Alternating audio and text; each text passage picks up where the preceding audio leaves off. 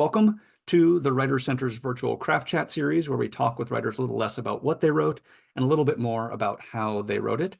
My name is Zach Powers. I am the artistic director at the Writer Center. I am also a fiction writer, a novelist, short story writer, and writer of other things occasionally. And that's why I get the honor of having this conversation today about the amazing, I don't quite know the genre yet of this book, but this genre-defying amazing book, Opacities on Writing and the Writing Life by Sofia Samatar. Sofia, thank you so much for joining us. And I believe you have a copy of your book handy, and I just ask you to maybe read a little bit of that so that our guests today have an idea of what we're going to be talking about. Sure. Thank you. Thank you so much, Zach. Thanks to everybody who is here and everybody at the Writers Center for making this possible and for inviting me. So this book is it's a series of kind of short meditations on writing.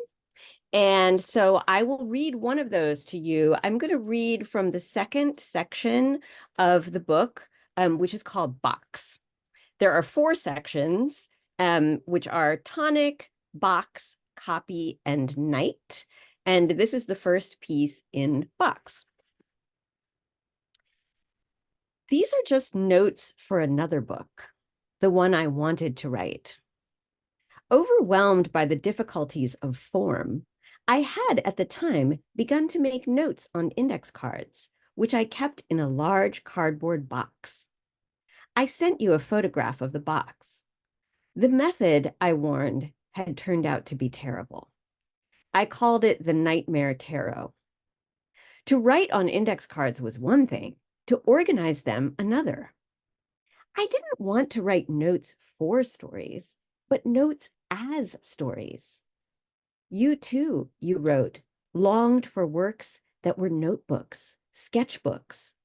You reminded me of Banu Kapil's Schizophrene, the way she takes her notebook and throws it into the dark garden, into the snowy garden, into the wet grid. That's what I wanted, to throw my note cards out, to throw them away and then somehow retrieve them, somehow to retain their atmosphere, their ragged smell, that sense of something gathered, hoarded, of the stash. As you wrote, a work suffused with feeling. Doorway, early afternoon, a wet snow falling on the ruins. You took notes with such energy, such passion, but that can't be writing, can it? I replied that no one respects a notebook until the writer is dead. It was here that I fell on the notion of posthumous writing. When I say I want to write my next book like a posthumous text, I wrote to you, I mean as a notebook with that kind of feel. The feel of something found after the writer has departed, notes for an unwritten manuscript, or even better, some juvenilia, a marbled composition book from the days when writing was the great joy and shame, when it had to be hidden at all costs on pain of death. And I could see that this was childish, and perhaps what we had been calling a return to the self, this rejection of the public stage, was a kind of regression oriented toward childhood, when there was no expectation that one would take the floor, and it was so easy to disappear under bushes, in bed. Something juvenile about notebooks, scrapbooks, smaller and smaller fragments, tiny writing. She flung her book outside, and it got ruined. Reading under the covers with a flashlight. Is that a poetics? I would like to be infantile, I wrote. That's the end of that. Thank you so segment. much. So in your own words, who the heck are you? I am a writer of fiction and nonfiction, and I'm in search of my actual genre, which is probably somewhere between those things. And I don't think that I've quite found it yet, but I hope that I'm getting close. My fiction is mostly speculative fiction, a couple of novels, short story collection, and a book about monsters. And then my nonfiction is memoir and opacities. And I have one of the fiction books right here, which I am in the process of reading, and it's really, really excellent too. So just go buy all of Sophia's books, and that's your task for coming. That's the price of coming to this free event. You have to go buy all the books. Um, so the first question we like to ask is either loved or hated by our guests. So let us hope that you fall into the love category and not the loathe category. And it's, what's a question you really wish someone would ask about your writing or writing practice? In other words, what haven't you gotten to speak about before? So this is a really tough question, especially if you are kind of shy and you're like, I don't want anyone to ask me any questions. But I do love conversations about writing. And I think I would say that it's less what I'm being asked than how that I wish would be tweaked or would be altered a little bit, because I'm very interested in how books get made. And I really love talking about, I mean, even in the piece I just read, it's very much about like, what was the physical process? What were you actually doing? What were the materials? Were you typing? Were you writing? I'm interested in all of that. But the way those questions get framed is often, and the way that a lot of questions about craft get framed, I find difficult to deal with because it seems to assume very often that I know exactly what I'm doing. And that if I'm doing craft, it's like I had a picture in my head of a chair and I went and got the wood and made it to the right measurements and I put together the chair and there's the chair. And in fact, the writing is like it's like I'm trying to make a tree. I mean, it's so incredibly and this is what makes it an incredibly exciting thing to do, but it is like utter chaos when I'm actually doing it. I have no idea what I'm doing. So I would love yeah, I like the idea of talking about writing in a way that feels real and doesn't put me in a position where I'm some kind of authority when I know what a mess my process actually is. Well, I hope I don't present you as too much of an authority, but it's too late now to revise my questions. The only ones I have. So if I err in the wrong direction, I'll half apologize for that. I'm Um, sure it will be fine.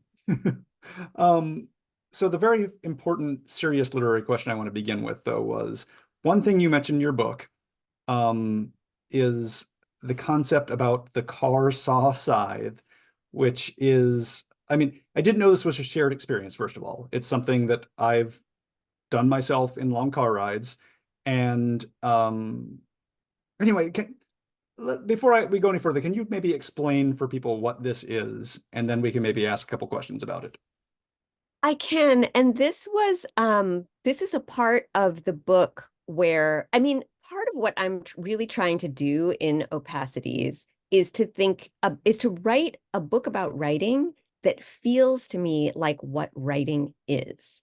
And so there's a lot in it where I'm thinking about what is writing, where does it come from, and really meditating on some of the strangeness of it, the way that ideas circulate, the way they appear, the way they pass between people. So in my reading, I happened to find a description in On the Road, Jack Kerouac, of somebody who remembers, um, and in fact, both guys, they're on their road trip, they're in the car, and they both remember that when they were little kids on long car trips, they would imagine that there was like a long scythe, or some kind of long stick coming out of the side of the car, and that it was cutting everything in half as they were going. So they would imagine all the people, all the cars, everything they passed, they were cutting in half. And I also came across this same weird childhood fantasy in Karl Ove Knausgård's My Struggle. So he had the same thing. And I had the same thing as well. And in fact, had written about it in a short story. And I was like, that just became a like, what is this?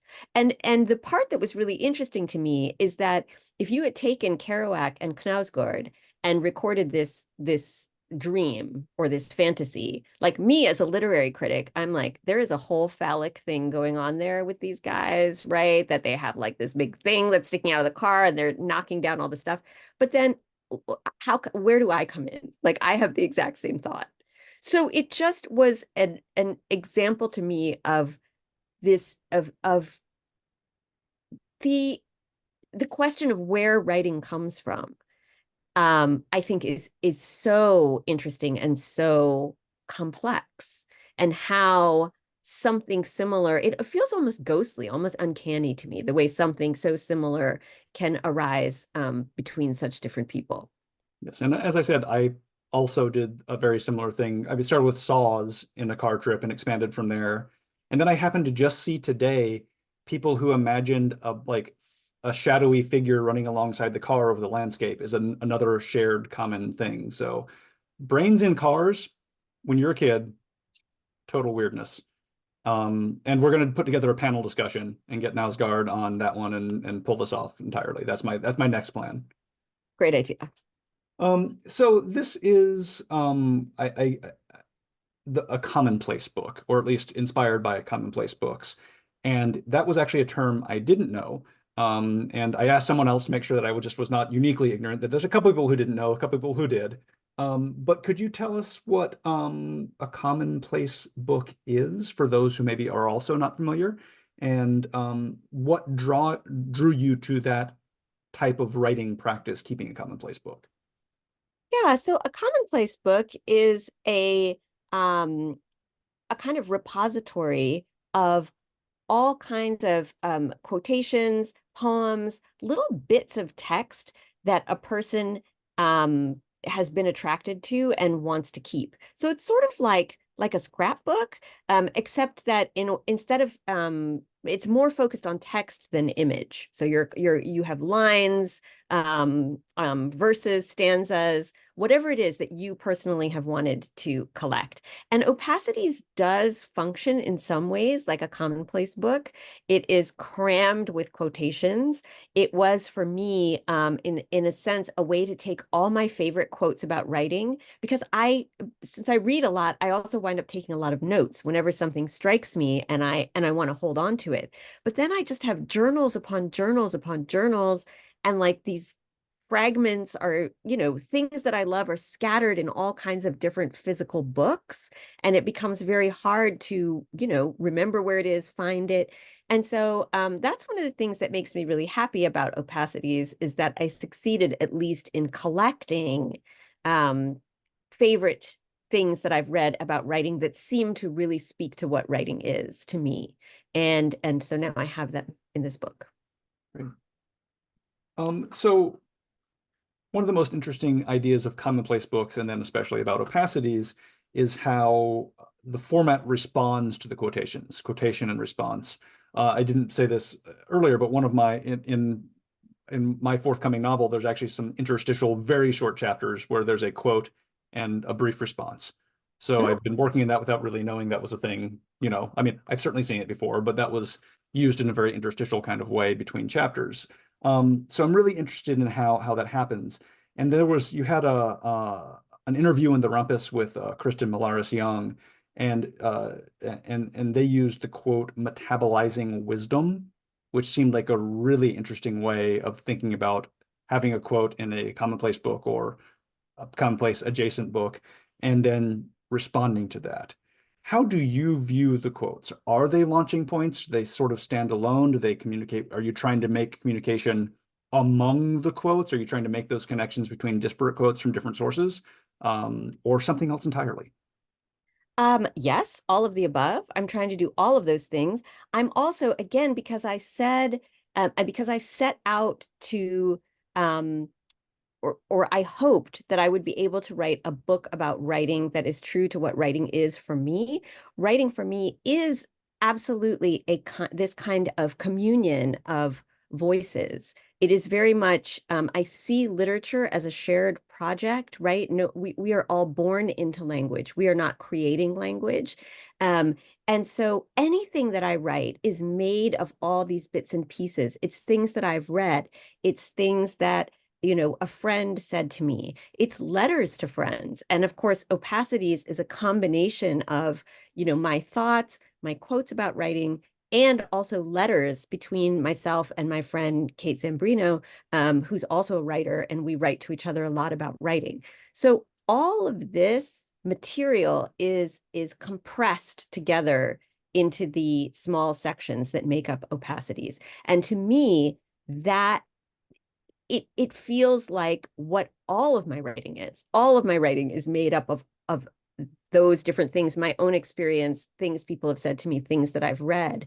That is the material of the writing. What happens in Opacities is simply that it becomes it's sort of very much foregrounded. Like it becomes clear that, and you can see like, oh, here's something Kate said, here's a note, here's like Sofia thinking to herself. And so it sort of makes the process, it renders it very clear and visible in a way that usually if I'm writing a piece of fiction, for example, or even an essay, it's not that visible, all of that process. So I'm glad you mentioned Kate, because one of the things that interests me is that this book is partially based on correspondence with them, but their name is not cited, though not a secret. It's a very interesting space that is a sort of integral part of the origin of the book, but then it wasn't a purely epistolary format where you're reporting both sides, you're basically, copying the text of the emails on both sides. I think there may be some direct quotes from those emails, but that's not the final format. In a way, I'm calling it sort of a pseudo epistolary, was sort of where in my head, and as I was reading this is an interesting way that this is working and making me engage with the work in a different way. I feel it creates space for the reader to enter the text, more than a pure epistolary format where you're really just reading correspondence, or at least fictional correspondence. And I was wondering, though, how this form came about, how email, commonplace book, sort of how did these things become the building blocks of this particular book? How did this book, I guess the origin story of this book is sort of the question. Yeah. So, well, I can tell, I mean, what I did when we talk about like, what did I physically do? I had a big notebook, and then I photocopied my journals that had all the quotes that I liked. And I printed out letters between myself and Kate. And then I cut them up. It really was collage. Like I cut up the pieces and I made strips of things. And then in the big notebook, each page had sort of a topic. And they were weird topics like signal and hypochondria and whatever, but things that I felt were kind of where the material was sort of gelling, this disparate material that I had collected. And then I glued it in there. That part was actually really fun. And then, played with it and then wrote between and sort of created the pieces that way. So it is very much collage. And yeah, Kate is addressed as you throughout the book. And so they're not identified in the text, but the book is dedicated to them. So maybe that's a little bit of a giveaway. Yeah. Anyway, it's just a really interesting way to approach it. And I mean, I don't know, it just kept me kept me curious in a really productive way as I read the whole thing. So I think it was a really, anyway, I'll write the lit crit on this later. I don't know how the answer yet, but I need some more time to think about how that was an effect. So we have a ton of amazing questions already coming into the chat window, so I'm going to turn that way and pull in some audience questions. We have a broad question to start. How do you get inspiration for whatever you're writing? For example, how do ideas come to you, and how do you translate it to the story? Most of my writing absolutely comes from reading. That, for me, that is a direct conduit. And so I read more than I write. I read a lot more than I write. I never, even if I already know what I'm writing and I have a project going, I never sit down to write without reading for probably at least an hour. And some days that means I don't have a lot of time to write because I used my time reading. But for me, that reading is what is actually making me a writer. And that's what's generating the material. And it doesn't matter really what I read. I mean, as long as I'm reading something that that is rich and is engaging my attention, ideas come to me. If I, read a book and go take a walk, that's my recipe. And you'll find yourself on that walk being like, oh, wait a second, I could do this and I could do this. I mean, It's that's really interesting. That's interesting to hear in regards to opacities too, because there's definitely the aspect of response to things you've read that yeah. there's very clear. I mean, if you want an example of how that works, this is almost the outline of how that works. So this is a great book to read if you want to see that process sort of like in live action, the sneak behind the scenes of that process. Mhm. So next question, looking back at a previous book, they'd love to hear about your use of nonfiction memoir in the micro pieces in monster portraits. Mm. So Monster Portraits, which is this weird book that I did with my brother, Del Samatar, who is an artist. So he draws monsters. He's a tattoo artist by profession, but he loves ink, pen and ink. And so he drew images of monsters and I wrote to them. And I was about to say that was my first foray into kind of autobiographical writing. It wasn't. There was a short story that a couple of my short stories in my collection Tender before that are very, very autobiographical. Um, but but Monster Portraits was the first time that I think that was clear because I would talk about myself and my brother, as children. And it was such a strange experience to find that because when we started doing that book, I thought it was just going to be descriptions of monsters. I mean, I thought it was going to be completely a work of fantasy. And then here, these childhood memories started creeping into it and they seemed to belong. And so I thought, oh, this is interesting. And I started, um, yeah, working with them then in a more deliberate way. But as to how it actually happened in the beginning, completely, I mean, it just kind of happened while I was writing. It just kind of crept in there and I found myself writing, about, what we were like when we were kids and our mom worked as a secretary and would bring home, the leftover paper that they were going to throw out or recycle, and she would give us this paper that was blank on one side and we would just, write and draw. And yeah, it came again from that sort of intangible source of writing. And I think that kind of thing happens all the time, that things sort of creep up on you, but then the question is, what do you do with it? And often, I mean, the response there could easily have been, well, this doesn't belong in a book about monsters. Let me cut this out and maybe I'll write, some memoir. But my response, I try to always be very attentive to that kind of weird, unexpected thing that I just wrote and go with it and say, okay, how far can we run with this? Yeah. Great, thank you. Looking back to the chat window and looking a little bit to the fictional side of your writing practice, how do you discover your characters? They seem beset by monsters from your short collection to Boy in the Practice, The Horizon, The Chain. Do you think you lean into this in the speculative? You lean in the speculative because you are discovering in your thinking the strange. Well, I wish that I knew why I go in the direction of speculative fiction. I actually went to school and did a whole PhD and wrote a dissertation about fantasy. I wrote a dissertation about fantastical elements in the work of a Sudanese writer named Tayyib Saleh, wonderful writer. And what I was hoping was that in the process of writing this dissertation, I was going to figure out why I am attracted to fantasy. And it did not work. I still don't know, but I have a doctorate now. But so I got that. I got the degree, but I didn't actually get the thing that I wanted to get out of it. Um, there are, I have made different guesses at the answer to this question. Certainly in monster portraits, one thing that I turn around, because my brother also loves fantasy and the fantastical and the monstrous.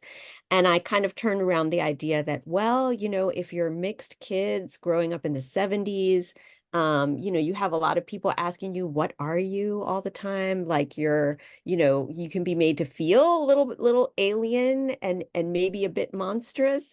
Maybe that's where it comes from. But then, not everybody who was mixed in this and a kid in the 70s wound up being a fantasy writer. So it doesn't really track. But that is, that's sort of one thought that I've had. But I think, when because the beginning of the question was like, how do my characters come to me? And I I do have a strong sort of sense of a character that comes, it's not separable from the story. It's sort of like the story and the people that are in the story come to me as as one unit. And I if it's going to work, if I'm at, because I don't write all the ideas I have, right?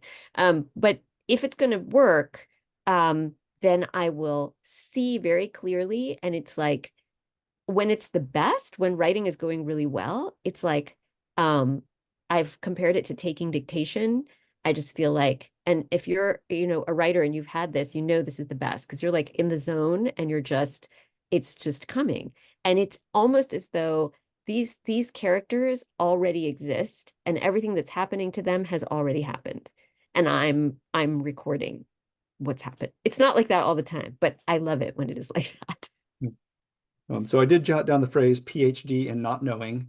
Um, but Hey. I mentioned the PhD again because the next question is getting a little bit into some deeper thoughts, not deeper, but deep thoughts on maybe the lit crit side of things. I'm curious how you feel about whether literature is having purpose in a teleological sense. Gonna have to go Google teleological again every time I see it. A prominent critic published a manifesto last month on the need for writers to commit to a morally instructive literature, quote unquote. Is that even possible? And if it is it even desirable? Oh, that's very interesting. And I would love if somebody would put the person, the critic who wrote that, or the name of the thing in the chat, because I haven't come across it and I would love to know what that is. So I believe um that there is an ethics involved when I am writing.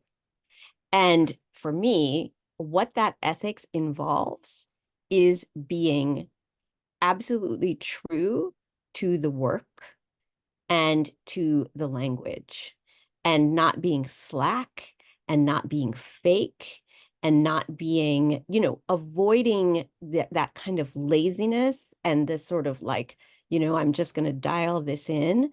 Um, I need to give my work the best of myself.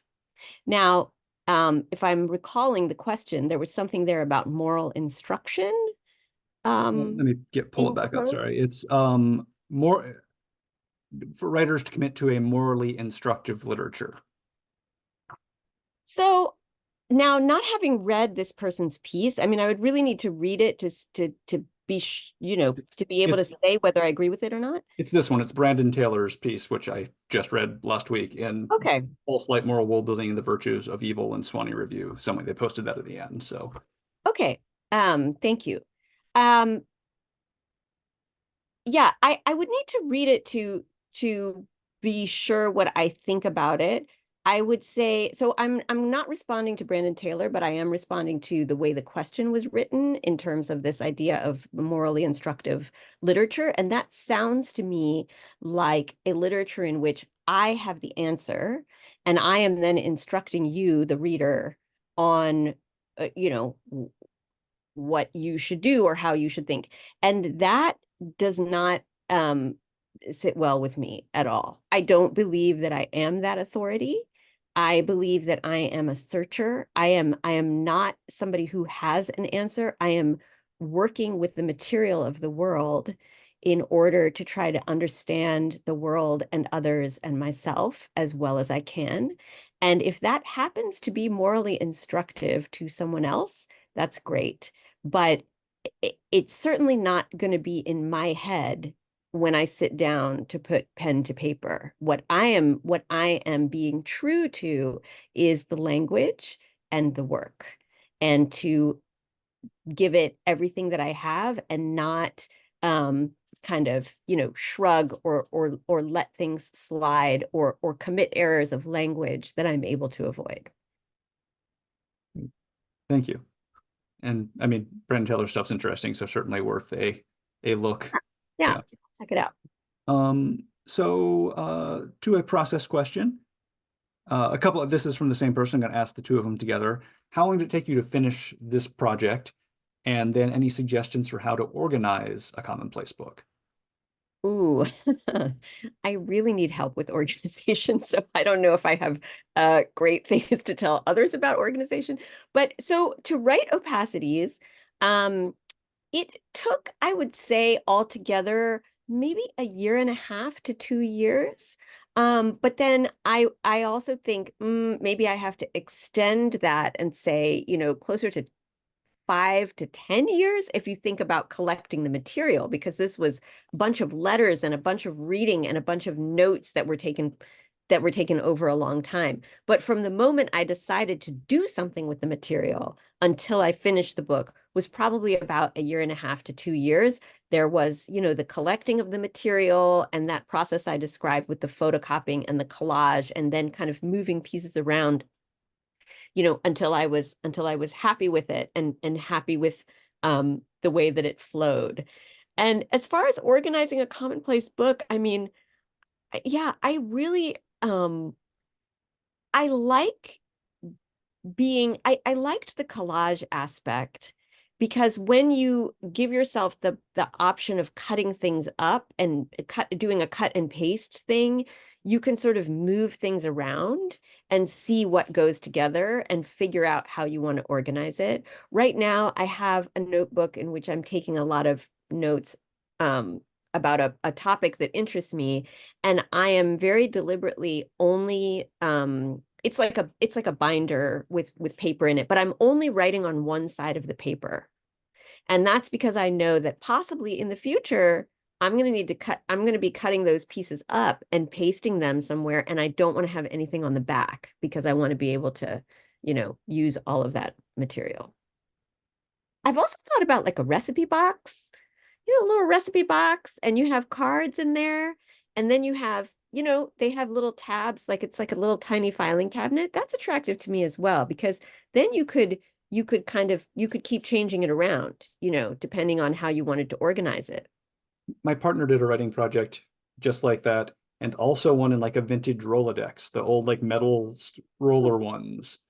And how was it? Was it enjoyable? Did it work?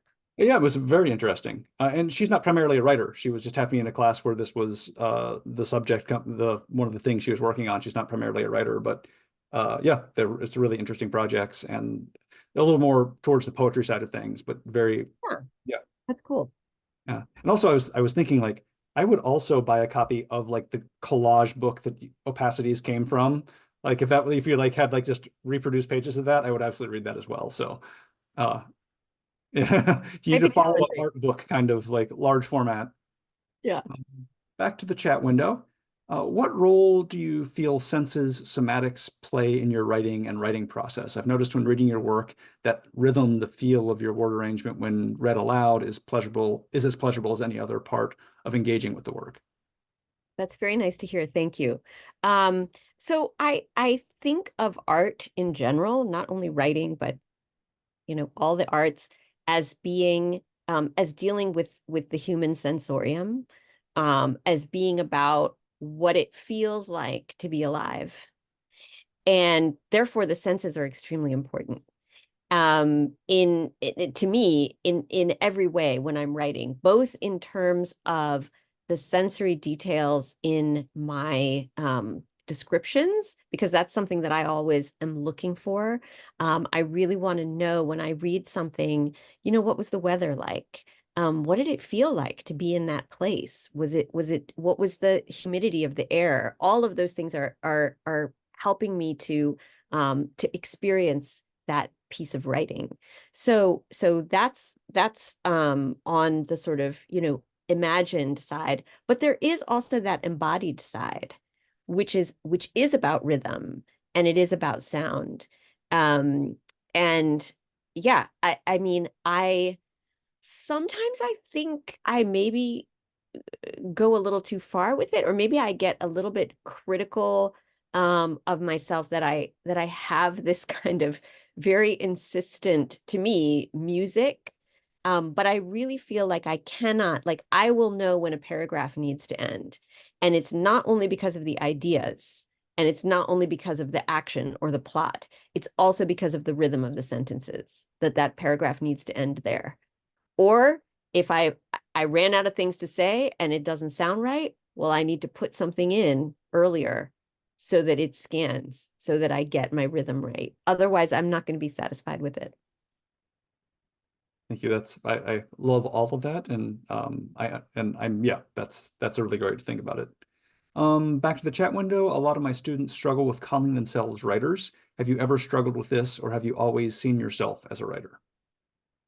Oh, um, I've always seen myself as a writer, but I did not tell anybody until I published my first book when I was like 40 years old. In fact, I had a bestie from graduate school who was, when my first novel came out, was kind of upset with me because she was like, I thought we were so close. And here you were writing this novel, and I never knew. Well, I mean, I started calling myself a writer when I was forced to do so because I had published a book. And I still, when I meet people and they're like, what do you do? I'm like, I'm a professor. And if maybe, sometimes it comes out somehow that yes, I also write some books, but it makes me feel weird. It makes me feel put on the spot. So I definitely sympathize with these students. And, what I would say to them is, you are in the best, if you are unpublished, like that is gold and you cannot get it back after you publish something. So you need to like revel in that and don't tell a soul and just be completely as secret as you can. But know in yourself that you're a writer. You are a writer. Like calling yourself a writer around other people, no. Hide, hide, hide while you can. Oh, beautiful. Back to the chat window, there's a very practical question. How did you deal with the need to have permission from the writers to use their quotes? Well, one of those writers is my friend Kate Zambreno, whose letters I was using. So I simply asked them, and they said yes. So that was very simple. And then in the way we dealt with it in Opacities, the back, I don't know if you can see this, but there are pages of notes. We kind of went in the academic style where when you quote something, you say, you give the citation for where it's from. So we just cited all the quotes is how we did it. And that was a nightmare because I am very bad at writing down where I got things from. So there was a long period, and I thankfully had a student assistant who was great, who helped me to go and try to chase down all of that material. Yeah, and there's things about fair use. So if you're interested in doing this, there's a whole lot of knowledge you would need to acquire to be confident. And certainly publishers will help with that when you get to that point. But what counts as fair use and what doesn't count as fair use is well beyond my understanding of copyright law. But Too, it's very confusing because I see a lot of, I mean, I read books and I read, things that are published, reviews and things that quote and they don't cite anything. And it seems almost to be like a genre distinction. Like if it's an academic book, you have to cite everything. But then if it's a memoir, you kind of get away with it. I don't know. It's very strange to me. But yeah, that's what we did with Opacities. We just went with a kind of academic style and cited everything. and then the final option is to only quote authors who've been dead long enough to be in the public domain. That's the So universal you safe could do option. that. Or authors that are alive enough that you can ask them for Yeah, permission. yeah, yes. Close, yeah. Um, and I will say too, there's a difference between legal from a copyright standpoint and etiquette in the writing world. Like if it's someone who's a prominent current author and you're going to have a substantial quote, it maybe isn't a bad idea to say, hey, just so you know. Let's see. Oh, my Do you work with a writer's group or an editor, I guess, before the editorial process with the publisher? I don't exactly have a group, but I do have some first readers. My husband, Keith Miller, is a writer and is always my first reader. I generally send, I mean, for the 10 years that Kate and I have been friends, I generally send everything to them. And then I have, there's 3 or 4 others that I regularly send. And sometimes there's a little division. Like there's people that I would send a nonfiction to, and other people that I would send like a fantasy or science fiction thing to. But yeah, I have some really trusted readers, and that's really important to me because I think that these people are excellent at reading. I know they are. And so it's important to me to, have those other eyes on the piece and somebody that I know I can rely. I know from experience that I can rely on what they say. And did it say editor in the question as Yes. well?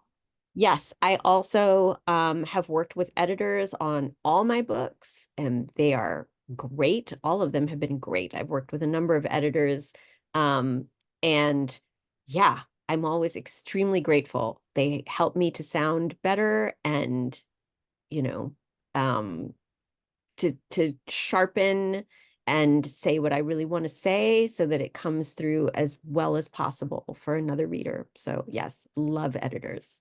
At what point do you want editorial feedback? Because some writers, I have a friend who like will share draft one, come back in 2 months with a completely different thing after he's gotten the feedback. I'm the opposite. I want this to be as close as possible to me being done before another person gets to read it. Yeah, I definitely need to be done. The draft needs to be complete.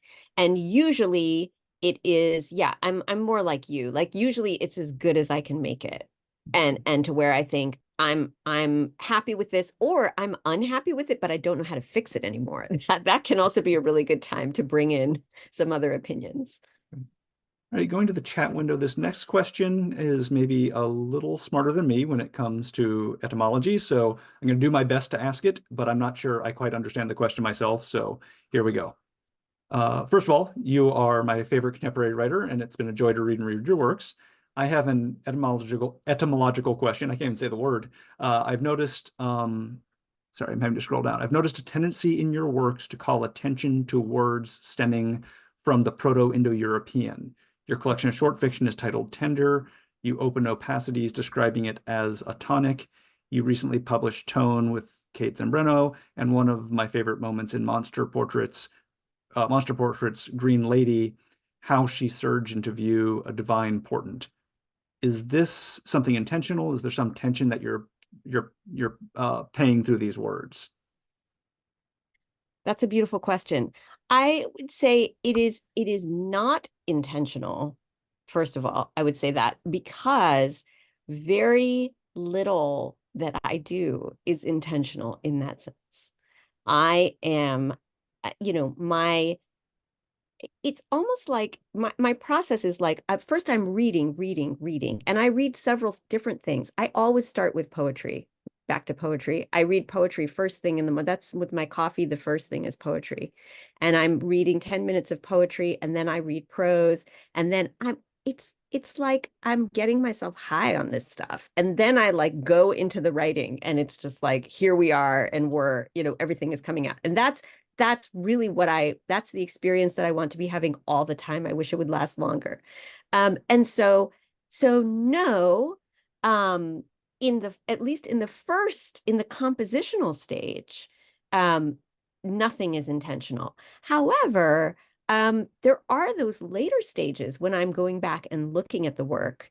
And I do love, I mean, I love words, so I love etymology. I love knowing where words come from. And I would just say that I'm appreciating this question because if it's pointing out a tendency in my work, then, it's always great when somebody points out something that's happening, because then you can decide to work with it because now you know about it and you can kind of amplify it or play with it. So thanks for that. Mhm.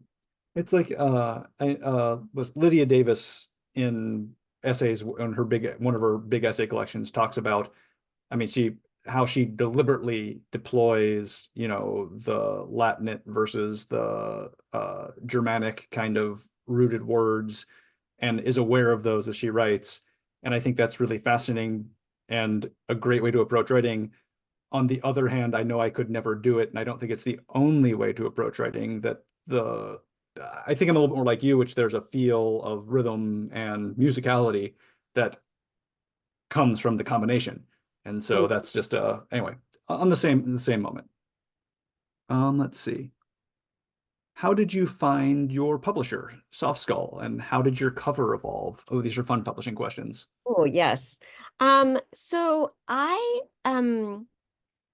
my editor at Soft Skull is Mensa Demary, and I had worked with Mensa already on the White Mosque, my memoir, which came out 2 years ago with Catapult. Um, and how I found that editor, my agent was the one who made the contact, but this this was with the White Mosque, the memoir, when I first, was able to find Mensa and work with him. And that book had been, we sent it out too early and I thought it was done and it wasn't. And it was a draft that was going everywhere and it was getting rejected. And it was just like, it looked sort of, and I had actually just decided I wanted to rewrite it. So I told my agent, like, stop sending it. I realized I want to do something different with it. But it happened that she had just sent it to Mensa. And Mensa was somebody that I had been in contact with earlier because he had asked me for an essay when he used to be the editor of Catapult magazine of blessed memory. And so I had written an essay for him. And I think because I had worked with him before on a short form thing and he knew who I was, even though the draft of that book was not okay and was a mess, we had a conversation about it. And I said, look, this is all the stuff I want to do. I want to rewrite it. I want to change it. And he was like, yes, let's do it. So that was how we connected. It was, it was my agent sending the book out, but it was also a previous connection because of a shorter piece that I had done. So you just never know what's going to happen. I mean, I think if he had not worked with me before on the short thing, and if didn't already kind of trust who I was as a writer, he might have said, we can't deal with this draft. So I think that was really important. The cover, this was very exciting because this is one of the writers that I interact with, quote, in the piece is in Opacities is the Japanese writer Mieko Kanai. And while I was writing to Kate and thinking about the book, I found on the internet, I wasn't even sure if this was true, but I was like, it seems like Mieko Kanai might have a sister who's an artist. And so I had looked up the sisters, who I thought was the sisters' art, and was writing to Kate about this artwork. And it turned out that indeed they are sisters. And I was able to contact them and get permission to have a Kumiko Kanai piece that I actually write about in Opacities. I was able to get permission to have that on the cover. So that was really cool. Also because it was fun to find out, because there was very little information, and it was really fun to find out that, oh yeah, they actually are sisters. And speaking of, it's Miyako Kanai.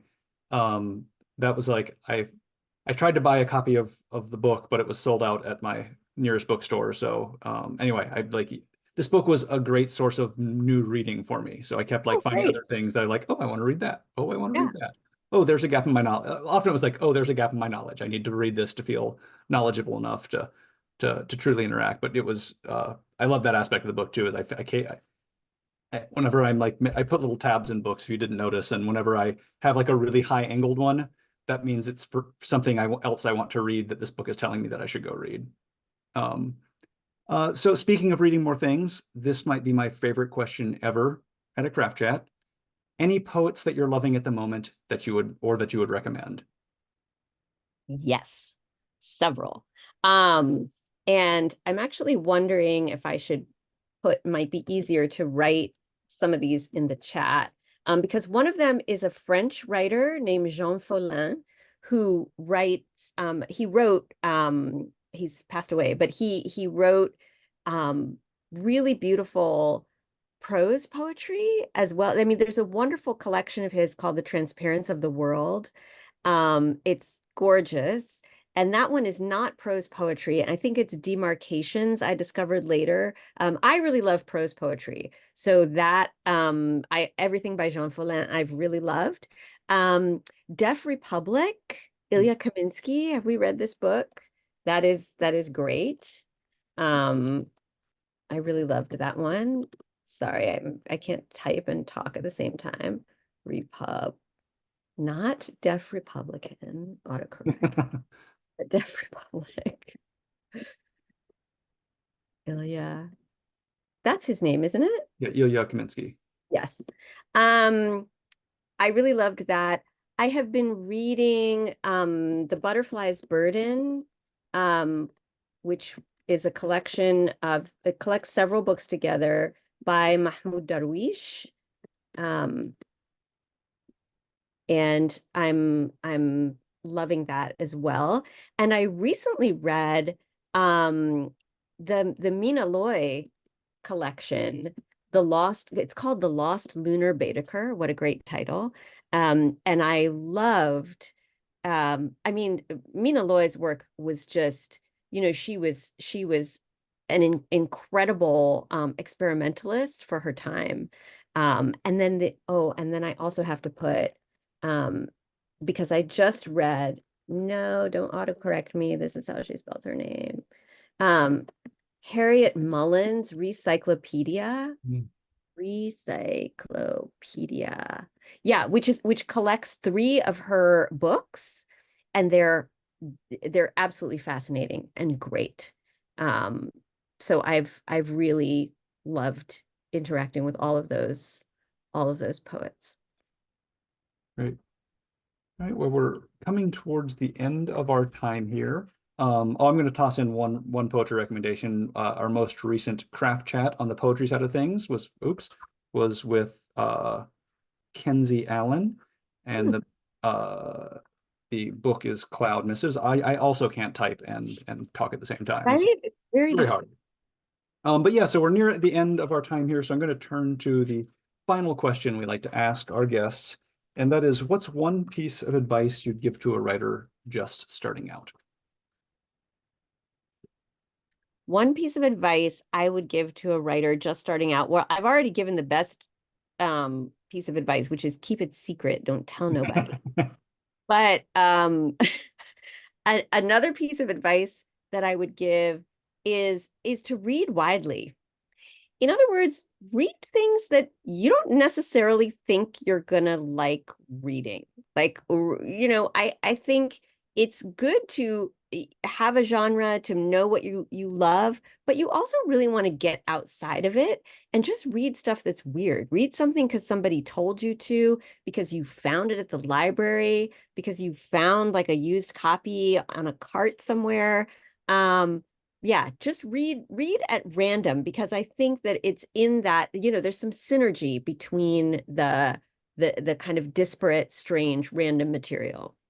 I love that one so much. So I think that is a beautiful spot to conclude the evening. Everyone, please acquire yourself a copy of Opacities on Writing and the Writing Life. It's an amazing book. You can either get your own copy or you can become one of my good friends. And at some point, I will give you a copy as a gift. This is probably ending up in my book gift list for the next few. This will be one of my gift books for the next few years, and perhaps beyond. But I always have like a few at a time. Like, it's time for giving gifts.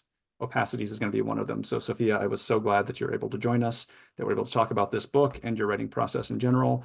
And thank you to everyone who joined us this evening. And hopefully we'll see you again soon. Yes, thank you so much, everyone. Lovely to see familiar names / faces, and also lots of new people. Really appreciate it. Thank you so much for being here and for the great questions.